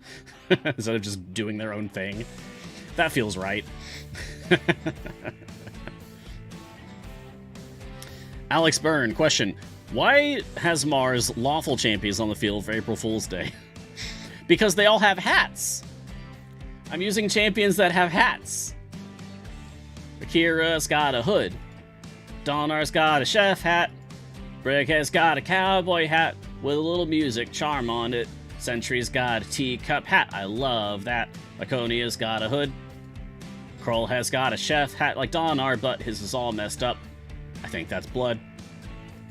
Freely has a hat. He's a pirate. Boomon has a hood. Drist also has a hood. They're both fuzzy. Torgar has a helmet. That's kind of like a hat, but hard. Warden has a hood. Azaka has a hat. Like a rancher's hat? Yeah. We're all wearing hats today, apparently. So I thought I'd get in the spirit by also having my champions wear hat. And also me wear hat. And also the little cartoon me below wear hat. It's hats all the way down on Guiding Hand today. Yeah, Zaka has a farmer's hat, clearly. Because he's a farmer. Do I have any hats or hoods in my slot one? Yes. I'm never going to escape that. I'm okay with this. Okay, now I said I would do Bully for You with a patron variant. Okay. We probably don't have enough time to do this on the show today completely, but I'll at least get it started. All right. And good old Raj. All right, let's go. Only for you. Only champion's intelligence score of 13 or higher can be used. A Bullywug joins the formation. Every 25 areas, the Bullywug leaps to a new formation slot at the champion from the bench seat with the most available champions. Any champion the Bullywug leaps on is knocked out for the rest of the adventure. Champions can't be removed from the formation once they've been added. And Fire Breath potions can't be used during the adventure. And click damage has no effect after Area 100. Any other rules you want to just slap on there? Sheesh. Mercy, please. That's so much. All right.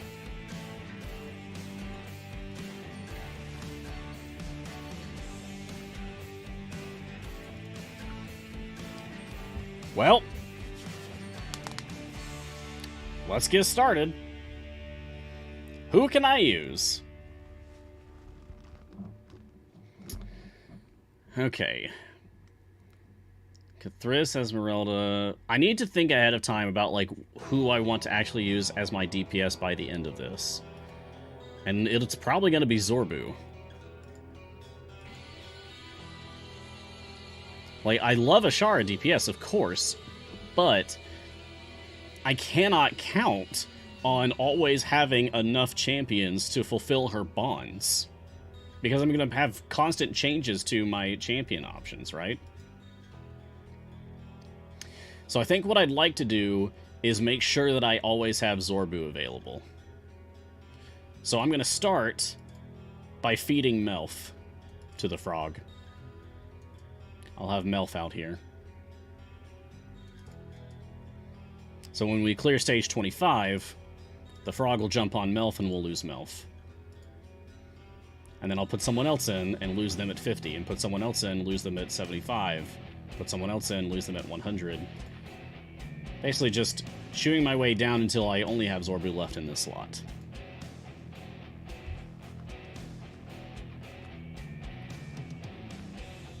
Oh, foolish! That's cool! You had to take Zorbu's intelligence feat off for the new variant that's 12 enter lower. Yeah, the one that I just cleared.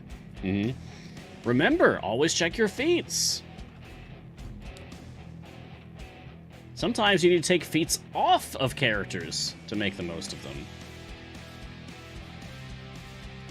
Oh no.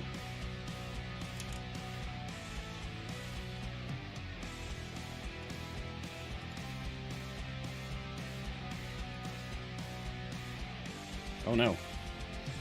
Alright. Do I need to get a second character out here? I should have led with Celise.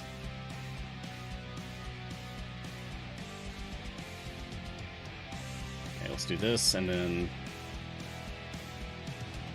That. Ah, nope. I'm not going to be able to keep him healed enough. Alright. So let me think.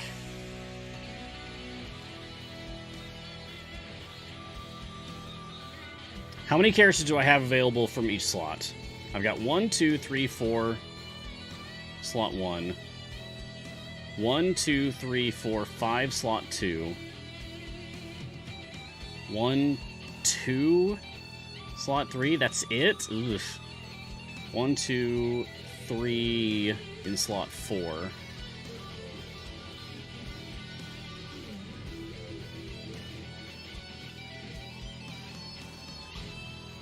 One, 2, 3, 4, 5 in slot 5. So that might be good. 1, 2, 3, 4, 5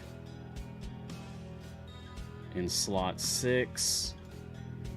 1, 2, 3. That's it for slot 7. Yikes. 1, 2, 3, 4, 5, 6 in slot 8. That's a lot. That's the leading one so far. Okay. Slot 9. 1, 2, 3, 4, 5. One of them being a tank. Okay. Slot 10. 1, 2, 3, 4. Slot 11. 1, 2, 3, 4. 5. Alright.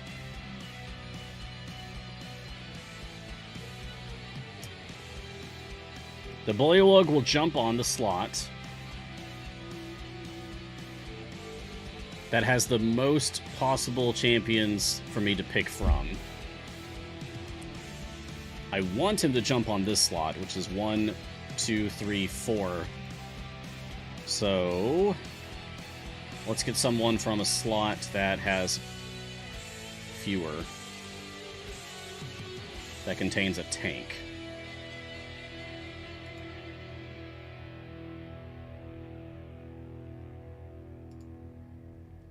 No tank, no tank, no tank, no tank, no tank. Zaps, but there's more in here. Likewise there, likewise there. Yeah, yeah, I'm overthinking this. I should just do things and adapt to the situation as I need to. 750? Oh gosh, I'm gonna lose so many champions over the course of this. This is gonna be rough. Tell you what, we can continue playing this on Tuesday. Kevin Bolaware, that's an excellent suggestion. Thank you. I will restart this and start with a tank out instead.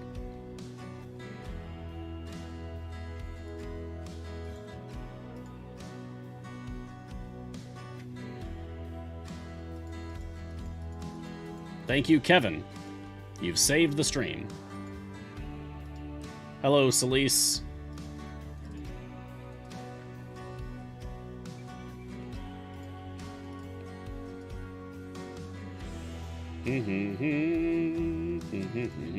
Doesn't really matter for that one.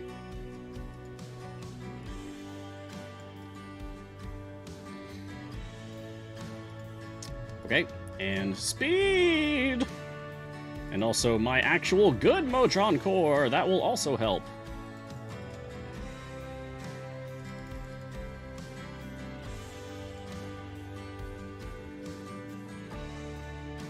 Okay, now we're in business. Yeah, I will lose the tank at 25, but then I can put something else in. Sasuke boy, is there anyone else in the Dark Order? Yes, it's just 3. So, he's the leader of the bunch. You know him well. He's finally back to raise some hell. It's Archon. He's the leader of the Dark Order. And then you've also got Krull, the Death Domain Cleric Tortle, and Toragar, Minotaur Warrior. So there's Krull, there's Toragar, and their leader is Archon. Oh, you meant as not in-game. I don't know if there's other members of the Dark Order, like, in the lore. I can tell you that the Dark Order Minis set also comes with Chango, the Manticore, who is an assistant to Archon, we can say. It's a pretty cool Manticore.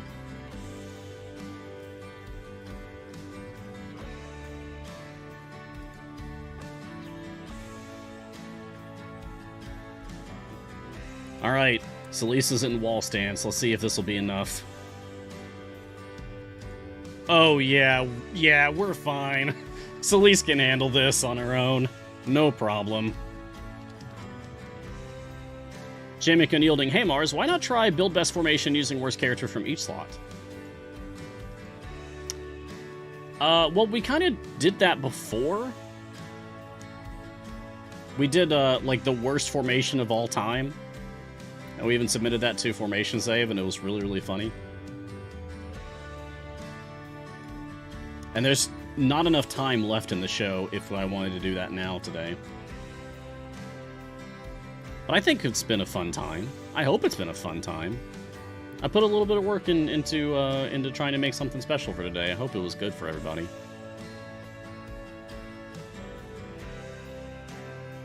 That's not a terrible idea, Jamik. We just don't have enough time left. And it didn't really fit into what else I wanted to do today. Horizon Edge. How much non-favor power do you need for Trials of the Mad God? Okay. So, the Mad God adventure and Elturel's Last Stand, which is you have to do before the Mad God adventure. So basically, how much power do you need to unlock the Trials of Mount Tiamat? Well, you have to progress pretty far. You have to complete the whole storyline of Baldur's Gate Descent to Avernus, which culminates in you, like, fighting Tiamat. It's a big deal. How much power do you need? I don't know the number off the top of my head, but I could probably look it up. Just a moment.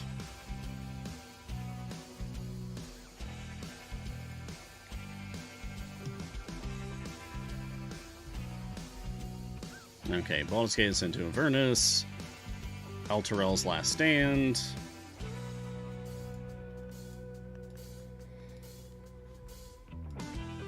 You have to beat area 625. Oh, we're gonna lose Celeste now. Okay. So now, I guess I should just get another tank out, huh?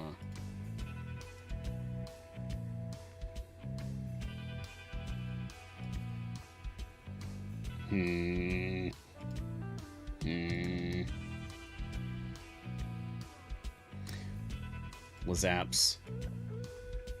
Because I think the tank that I would like to end up with is whoop.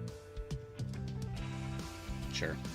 The tank I would like to end up with is Tyrell. That would be good. Okay, now I'll put Melf in for more speed. Okay. So you have to beat 625 for no patron for Elturel's Last Stand. And let's see how much damage you need for that.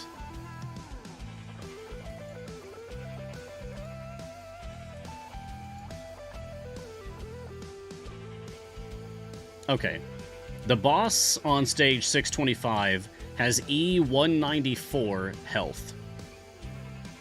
So you need to be able to deal at least, like, high E192 strike damage so that you can eventually kill it. Any more than that, and you could easily kill it, but you need to be able to at least Bud Spike up to, like, E192 to have a fighting chance.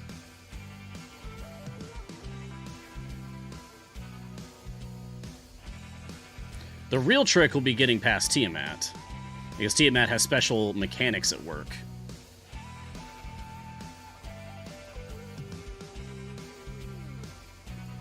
But overall, less health. She's at E186.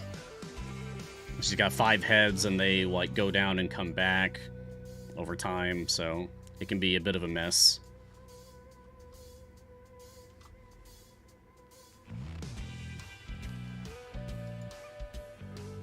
Good luck. So if you can reach E194 strike damage, then you'll be in the clear for getting through that. Okay, so we lost all our zaps. That was the plan. Dragon bait? Sure.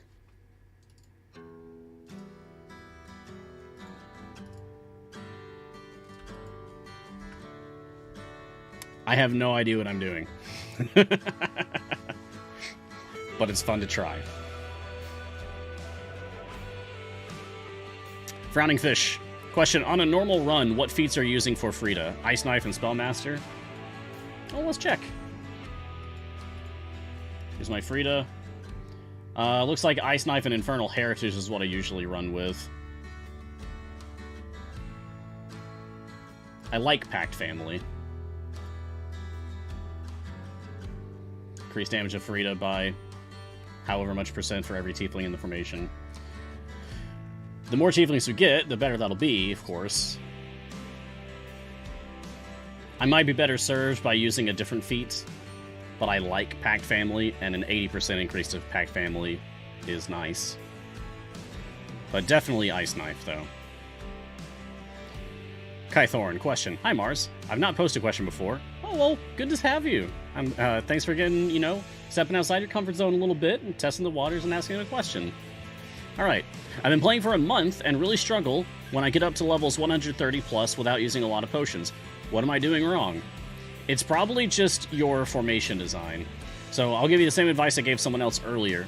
Get on our Discord. !Discord in chat will get you a link to that, or just type in your browser discord.gg/idlechampions. Either way, you'll get over to the official Idle Champions Discord, and from there, look for the Formations channel. Take a screenshot of your formation in your game, or you can just talk about what you're using, and post that in the Formations channel, so that other people can see what it is that you're working with, and can offer suggestions about how to move your champions around so that you can improve on things.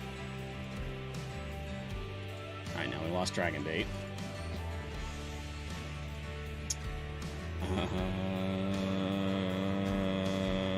Belushi would also be a good tank for me to hold on to for later.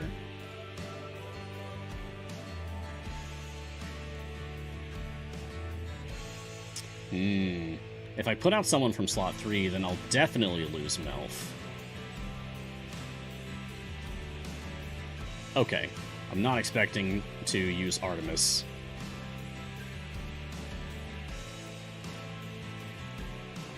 But now I'm probably stuck with Artemis for the whole run. Oh no. It's too late, isn't it? It's too late. Ah, man. I think I just ruined it. I should have used Mehen, because I guess I'm doing Artemis DPS, actually. I guess I'm actually doing Artemis DPS, which isn't the end of the world. But I am going to have to adapt my plans now. Ah, beans. I messed it up. This one's a thinker. It's a fun challenge. It tricked me. It got me.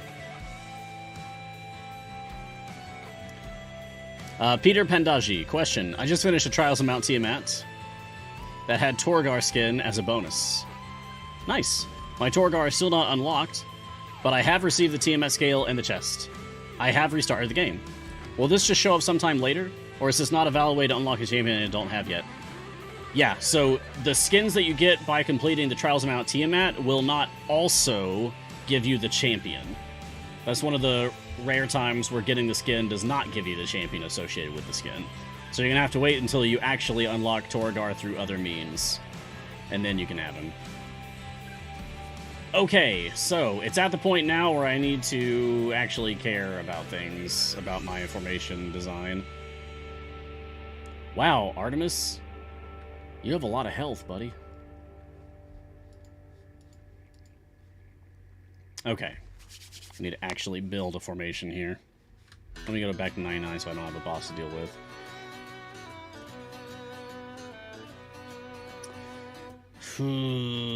Cathris. Sure. And Kreidel. Sure. And Stokey. Sure. And Xander. Sure. And that's probably enough for now, huh? That's probably fine. Alright, let's put familiars on them. Level people up.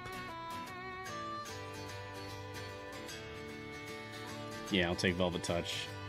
I'll take Observance Friend, because that's probably what I'm going to end up doing. Follow Closely. Key Overflow. Training Camp.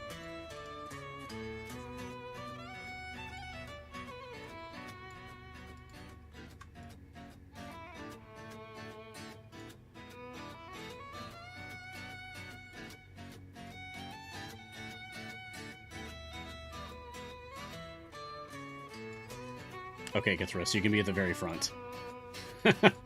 Well, this is a weird formation design, but it's the one that I'm going to be working with for now.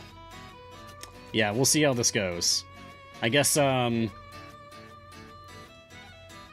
get most of the legwork done, And then on Tuesday, when my next stream is, we will actually finish this up, hopefully live on stream. I tell you what, I'll try to get to, like, area 600, so that there's still some meat on the bone for when we come back. But I'll do the next 500 stages, like, on my own. Yeah.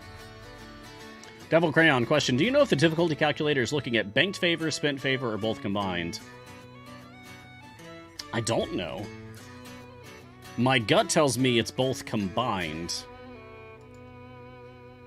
Because that system predated... well, no, I guess I don't know if that predated Blessings. Probably had Tier 1 Torn Blessings, like, day 1 of the game. Yeah, I don't know. I don't know, but I'm betting it looks at all of your favorite combined. But I could be wrong. I don't know that one. Starfish question. Is it possible to get all of Merc's perks with the available variants? Yes, it's possible to get all of the Patron's perks with the available variants. I know it, because I have seen people do it. I have not done it in my own game. I'm slowly working on that. But it is possible. You just have to do the highest end variants for all of the patrons. And probably a few more beyond that. But good luck. Good luck doing the absolute hardest things in the game. This is a nice comment from Doll Z. Mars, your advice to get stronger yesterday helped. I gave in and spent all my gems on gold chests, though it hurt my hoarding soul. Still not able to Rhea, but finally finished Avernus. Woo! Nice! Congrats! Good job. So, since you finished Avernus, you should have access to this button on your map screen, Trials of Mount Tiamat, and that'll let you start the Mad God adventure so that you can actually unlock the Trials of Mount Tiamat asynchronous multiplayer game mode. Good luck! It's very cool. Chris Slava, question, what is reset blessings for? Why would you reset them? I'm gonna be honest with you. I don't know.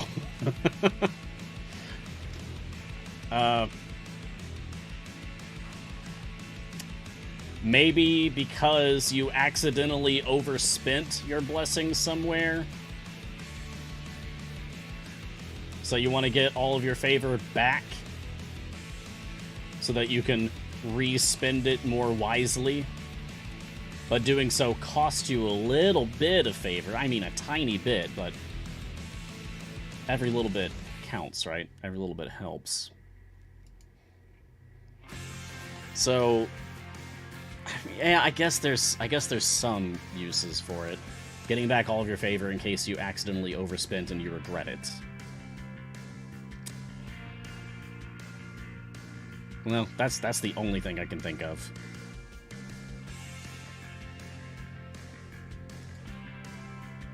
Clemshine, what advantages are in Tiamat's trials? Very few, if any, advantages. It's actually very difficult stuff. There is a reward for clearing the Trials of Mount Tiamat.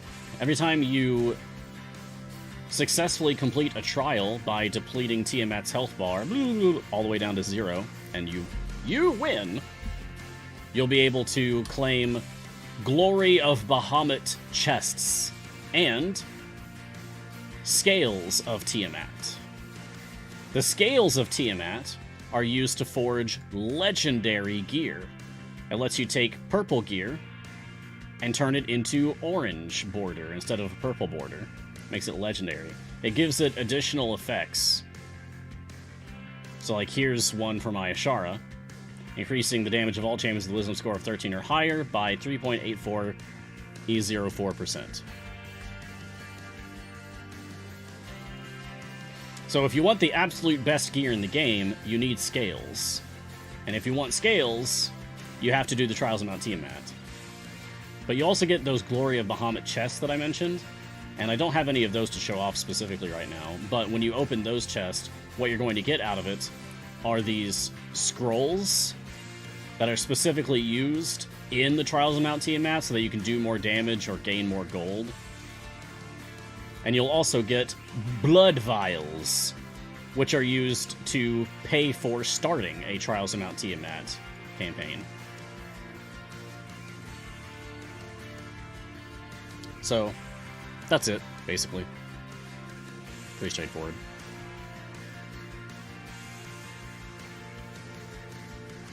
I see some love for Tia What in chat. Good.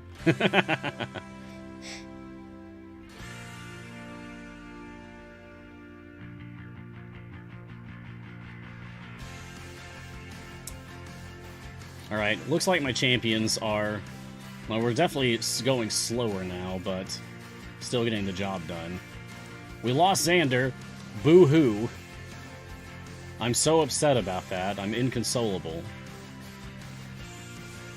How terrible. Let's get... Prudence.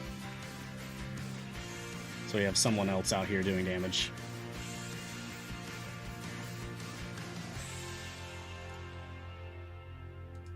There we go. Alright, we are reaching the end of the show. It is coming up quickly. So I think what I'd like to do at the end of each week is... It's kind of become an accidental tradition now at the end of each week, is open up whatever chest I have on my Epic account in the desperate hope of gaining some power before I have to... Oh my god! Ah! Yes! Finally! My first shiny on the Epic account. Hashtag streamer luck, baby! Woohoo! Sometimes chaos works in our favor, right? What a day for that to happen. Today marks... the beginning of month 5 of playing this account. I've been playing this account since December 1st. It is now April 1st, so it has been 5 months. What do we got? And it's a Shara? Oh my god. Oh my god. And it was for a Shara. Wow. I guess I'm gonna Shara main on my Epic account now. For her Paragon of Curse of Ball ability, specifically? Ah! Oh, wow. I mean, that's one of the best ones you want. That's my first shiny on Epic. That's my first shiny on my Epic account. Natural shiny landed on a Shara slot 3 Paragon of Curse of Ball. Oh my god. That's huge. I was doing Minsk or Zorbu DPS basically 99% of the time on my Epic account for the past like 5 months. I'm switching to a Shara DPS today. And I'm unlocking Olcoria. I'm on the mission to unlock Olcoria, who is a key component of a Shara DPS. Oh yeah. It's all coming together. Incredible. Alright, well, I can't think of a higher note to end on, so let's do that. Thank you, everyone, for joining me for this exciting episode of Mars Guiding Hand. A very silly episode as well. I hope to see you all again next time. What a day. What a journey. Check out all the other awesome shows. We've got Griddle Champions coming up next. We've got Paint and Slay after that. Then we've got Garwar's Guide after that. We got a whole day of fun ready for you, like we always do. So stay tuned, stay right here, enjoy yourself. Follow Idle Champions on social media. You can find me on Twitter at Ryan Blake Hall, but please call me Mars. Thank you to Codename Entertainment, as always, for being the whole reason I have the show in the first place. Thank you, Jordan, for moderating, producing, and catching questions for me today. Really appreciate you.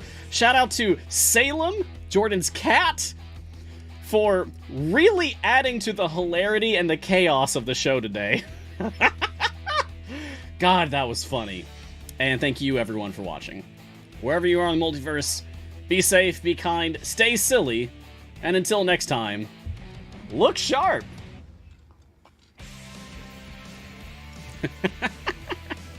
Have a good weekend, everyone. I'll see you Tuesday.